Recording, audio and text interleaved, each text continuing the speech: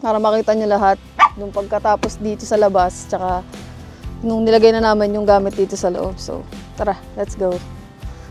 Yung pinaka main goal purpose naman natin dito kung bakit natin ni-renovate yung Kubunuto, which is yung sobrang lawak na guys, kasi nga ang dami namin mga alaga dito sa baba, kaya yun, kailangan talaga natin palawakin. Ayun, ang dami nila. Look. In short, kaya walang bintana dyan mga kangiti kasi. So, marami kasi nagsasabi sa inyo na baka, hindi na marami, para may nakita ko na ilan na comments na, so yun mga kangiti, ano to, 55 inch. So, ito yung binili namin na bagong TV kasi nga, ito yung, so ipapakita ko sa inyo kung ano yung itsura dito sa loob, paggabi, at nung may mga ilaw na, nakabukas na yung mga ilaw natin.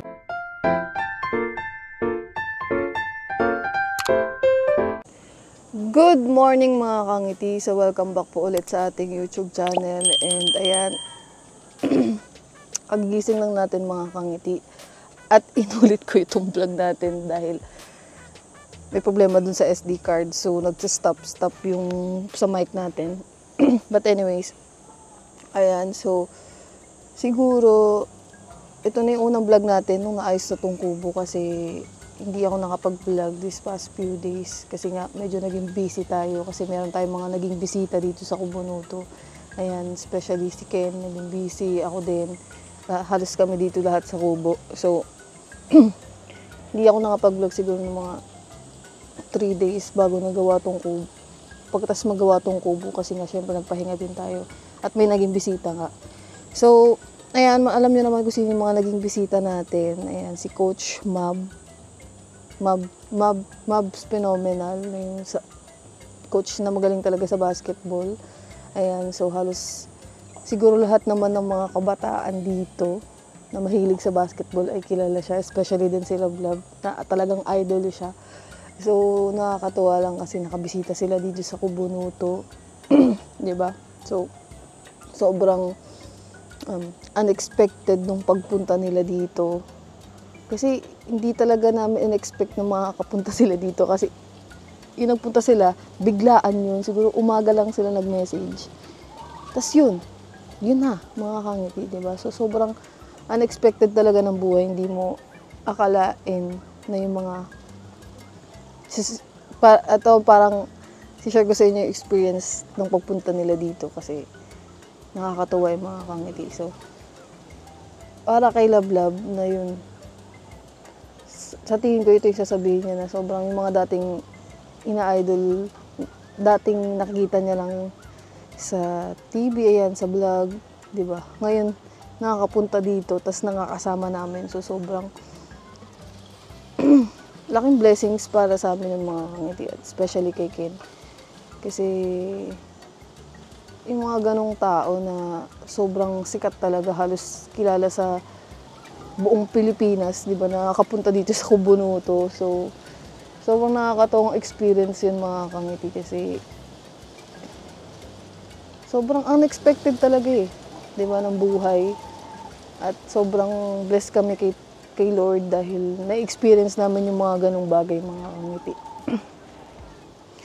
At nakakatuwa yung pagpunta nila dito, di ba, nakapaglaro dyan sa Balay-Tige, makikita mo yung tuwa ng mga tao, na dumating sila dito, diba? So, nakakatuwa yung kami yung naging dahilan para makapunta sila dito. Kami yung naging tulay para mapasaya namin yung buong Balay-Tige, diba? So, sobrang nakaka-bless mga kangiti at sobrang, yun naman talaga yung mga purpose natin sa buhay, diba? Magbigay ng kasiyahan sa ibang tao, tumulong sa ibang tao. So, yun, nakakatuwa lang at sobrang unexpected na yun nangyari yung mga ganun mga kangiti, di ba? So, sobrang pinagkaguluhan talaga si Coach Mabs dito mga kangiti. Mapanood nyo naman yun sa mga vlog nila at vlog ni Ken na sobrang dami talagang tao. Siguro halos buong Balay-Tige nandun sa court para kay Coach Mabs, di ba? So, sobrang unforgettable experience ng mga pangyayari na yun. At nakakatuwa lang talaga kasi sobrang unexpected. Di ba, unli ako? Basta unexpected siya, guys. Talagang blessings at mga expected na pangyayari sa buhay. Hindi mo alam talaga, hindi mo talaga alam yung ano ni Papa God na darating siya bigla. So, thank you, Papa God, sa lahat ng blessings na nangyayari sa amin ngayon. Sobrang blessed kami. At, yun, siguro mga kangiti, hindi ko pa alam kung ano magiging katakbuhan natin. Katatakbuhan ng vlog natin kasi syempre hindi na kailangan ko mag-vlog ulit kasi hindi lang naman tatapos sa paggawa ng kubo. Mag-vlog pa tayo ulit. Papakita ko pa sa inyo yung kubo tour ulit. Magkukubo tour tayo ulit dito sa kubo. Kung ano yung itsura niya sa loob. Nalagay na namin yung mga gamit. At the same time, magkakaroon din tayo ng welcome party. Dahil meron kaming binili dito na para sa lahat na pwede namin magamit lahat. Kaya yun yung gagawin natin siguro sa mga susunod na araw na yun habang nandito pa ako. At yun guys, gusto ko lang i-address yung mga nagko-comment sa inyo and thank you sa lahat ng mga nagko-comments at nagbibigay ng suggestions dito sa Kubunuto. Nakababasa ko lahat ng comment nyo at tinatry kong replyan lahat kasi hindi naman tayo nakapag-live, di ko na kayo masyadong nasa-shoutout. So, doon na lang yung means ko sa pag-reply sa mga comments ng mga supporters natin. Sobrang lakas ng hangin, mga kangiti. So, yun. Ang dami nagko-comment yung about sa bintana. Dito, wala yan. Wala yung isang bintana kasi mga kangiti. Aray ko. Nakalimutan, in short, kaya walang bintana dyan mga kangiti kasi aray ko, napuwing ako, wait lang. In short, kaya walang bintana dyan mga kangiti kasi tantanan na yun, nakalimutan namin palagyan ng bintana na wala sa isip namin na lagyan siya ng bintana. So, kaya pala naramdaman ko na may off dito sa may, yan, sa pader na yan. Yung pala, kulang siya ng bintana. So, yun, nawala sa isip namin palagyan ng bintana mga kangiti. Kaya nakalimutan namin sabihin na lagyan ng bintana. Kasi hindi ko yung naisip. Siguro doon ko na lang na-realize nung tapos na to lagyan ng kahoy, nalagyan na sa wali, doon ko lang na-realize. May something off. So since nagawa na, hindi na naman natin siya matatanggal. Hindi natin tayo pwede magpagawa ng bintana dyan. So siguro susunod na lang, if ever na ipa-renovate natin ulit yung kubo. Yung sinasabi nyo na second floor, pwede naman to gawin ulit mga kangiti kasi yung pinaka main goal purpose naman natin dito kung bakit natin ni-renovate yung Kubunuto, which is yung para lumawak siya. Hindi kami mahirapan sa loob, di kami masikipan.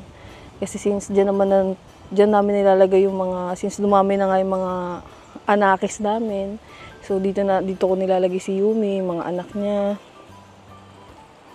Sila Daga, si Charlie. So, kailangan talaga siya lumuwag.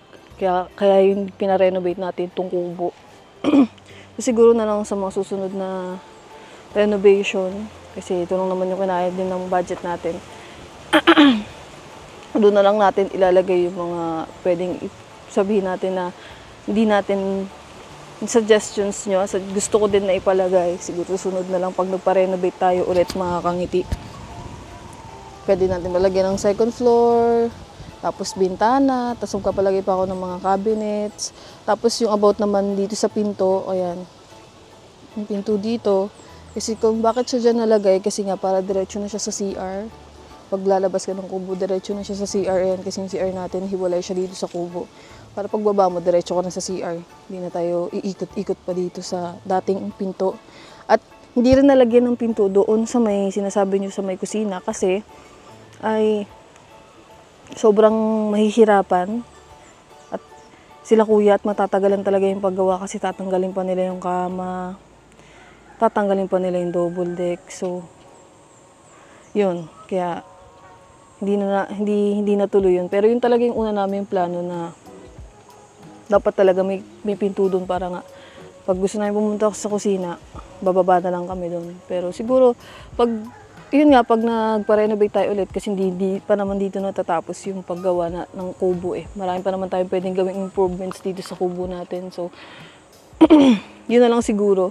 Pag nagpagawa tayo ulit, yun na lang yung mga idadagdag natin, di ba? So, yun, at least meron na tayong mga idea pa ng mga suggestions nyo. So, thank you so much sa mga comment, mga kangiti, at suggestions kasi halos lahat yan, nababasa ko lahat yan. Kaya maraming salamat sa pagsuporta nyo dito sa paggawa natin dito sa kubo.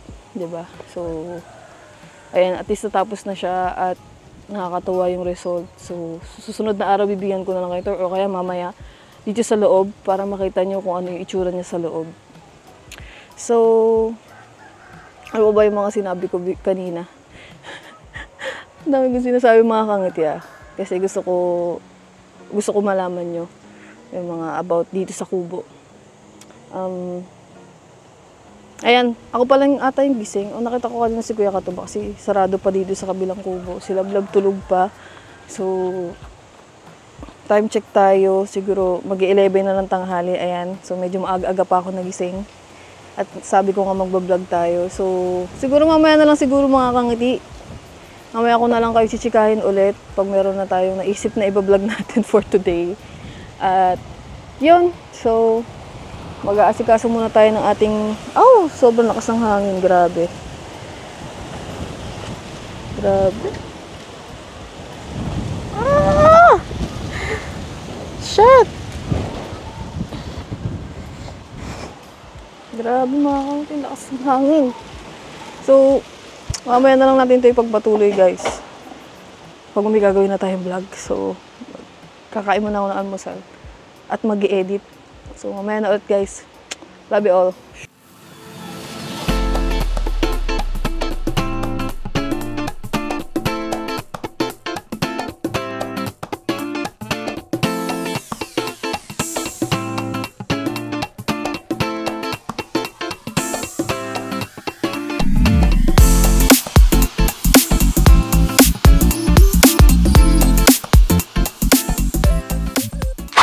So yung mga kangiti, bibigyan ko na kayo dito ng tour sa loob para makompleto na yung, para makita nyo lahat nung pagkatapos dito sa labas, tsaka nung nilagay na namin yung gamit dito sa loob. So tara, let's go. Love, tara. Si Love kasi yung taga-video natin ngayong araw. So yan, let's go.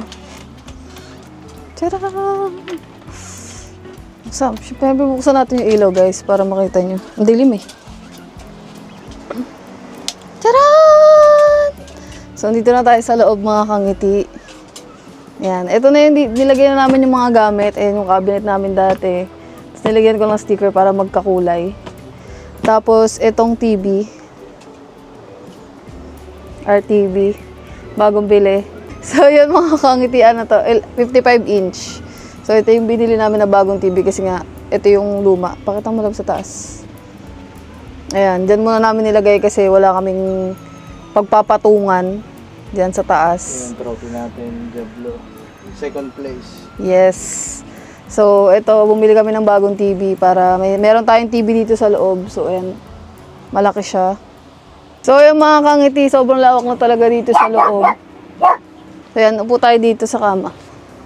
Tcharan! Ayan, no. Sobrang lawak na, guys, kasi nga, ang dami namin mga alaga dito sa baba, kaya yun, kailangan talaga natin palawakin. Ayun, ang dami nila. Look. Anak ni Yumi. Anak ni Daga. Pakita mo. Hi guys. Ayan ang mga borders namin dito sa loob. Kaya kailangan talaga natin palakihan tong kubo nuto dahil marami tayong, ayan pa, isa pa nating border dyan dito sa loob ng bahay. So, yun guys, at ito yung lagayan. This. Diyan ko nilagay yung mga gamit ko. Ayan, lagay ng mga sapatos. Kung ano-ano.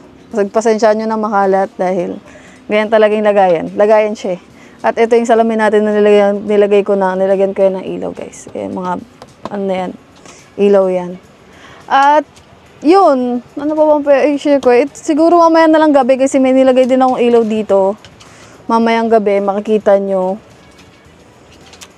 Ito, yung nilagay ko dyan na LED lights para mamayang gabi. Maganda siya mamayang gabi kasi kitang-kita yung ilaw at saka kitang-kita yung kalawakan dito ng kubo nuto. Tapos, ano man sabi mo, Lab?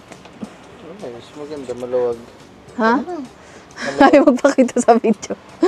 So, ayan, ito lang siya, guys. So, marami kasi nagsasabi sa inyo na baka, hindi na marami, para may nakita ko na ilan na comments na baka sumikip yung kubo pag nilagay na yung gamit.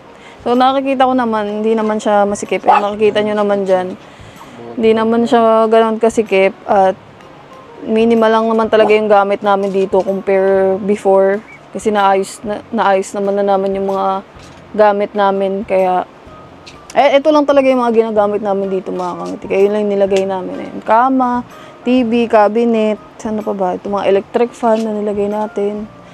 Tapos, ano pa ba? Yung mga gamit sa taas, hindi pa natin nai-imis kasi hindi namin alam. Ano bang gagawin natin sa TV? Wala. Dyan lang. Diyan muna siya guys kasi wala pa siyang paglalagyan. Tapos yung sinasabi nyo dito sa bintana, hindi nalagyan kasi nakalimutan namin lagyan. Ayun, walang bintana dyan. Pero, ayan mo na guys, sa susunod. Okay naman, ang dami naman bintana dito. 3 yung bintana dito, isa, 2, 3. 2 dito, isa dito. Pero maganda pa rin talaga may bintana dyan. Pero, Nakalimutan na lang mga man eh. Dami kasing ginagawa kaya hindi ko na napalagyan dito ng bintana. yes. So okay naman, Hindi naman ganun kainit. Baka sabi nyo kasi mainit. Pero hindi naman siya mainit mga kangiti. Kasi may napasok naman na hangin. Ayan. Itataas lang tong kurtina. Ayan, napasok naman yung hangin dito. At sa taas, yung mga taas na yung mga liwanag na ano yan, dyan pumapasok din yung hangin. That's why hindi mainit. Yun. So yun guys. So mga kangiti, siguro mamaya ko ulit papakita ko sa inyo sa gabi para makita nyo yung ilaw dito.